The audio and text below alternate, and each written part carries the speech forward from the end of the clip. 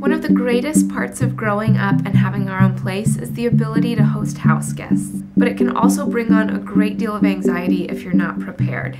So if you want to learn how to make the most of house guests without losing your mind, stick around for episode 4 of Confab Friday. Our home is our safe place and haven, but it's also the place where we let off steam and get in arguments with our families and really just let loose after a long day of work. So when we invite other people into our home, we are literally exposing a piece of ourselves that we probably don't expose that frequently. So prepare yourself with these tips so that when they leave, you've both left energized and rested rather than exhausted. My first suggestion is to have extras. In the bathroom, make sure you have extra shampoo, conditioner, razors, feminine products, any hygiene product you can think of, toothbrushes, toothpaste, hairspray, things like that, and make it good quality so that when your guests see it, they know that you've spent a little bit extra on them. When you think of the bedroom, are there extra pillows, extra blankets? Do you have a box fan in the room? That way they can turn it up or down if they don't like hearing background noise when they're sleeping. Put extra shades up or room darkening shades so they can darken the room and sleep better. If they're coffee drinkers and you're not, make sure you borrow a coffee pot and make sure that you've prepared with extra coffee. Go grocery shopping before they come so you have extra food. Just think about every room in your house and the way that you utilize it, and just make sure you have extra. My second suggestion is to plan ahead for the activities you're going to do when your guests are here.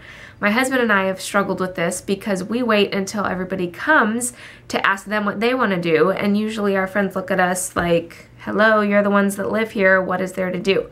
And our issue was that we had only ever gone to restaurants and movie theaters in town, and so we didn't really know what there was. So all it takes is going on tripadvisor.com, typing in the town that you live in, and there will be a list of attractions. There's sport complexes and museums and theaters and state parks, all sorts of different things with constantly updated reviews where you can learn really awesome places to go see in your area. And it can range from free to really expensive, and you can choose anywhere in between. And my third suggestion is to stick to your normal routine as much as possible.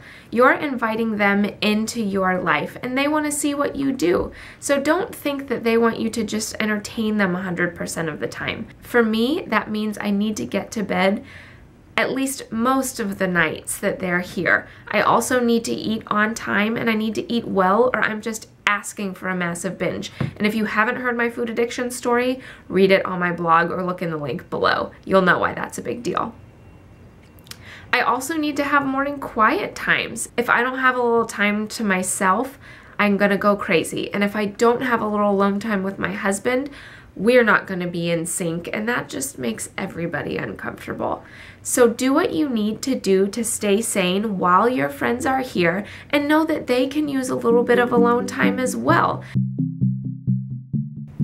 What suggestions do you have to contribute to the conversation? Do you have any stories of times that you visited friends or family and they've made you feel extra special by something they did or gave? Let us know below and start some conversation. I hope you enjoyed this week's episode of Confab Friday. We look forward to talking to you next weekend. Bye!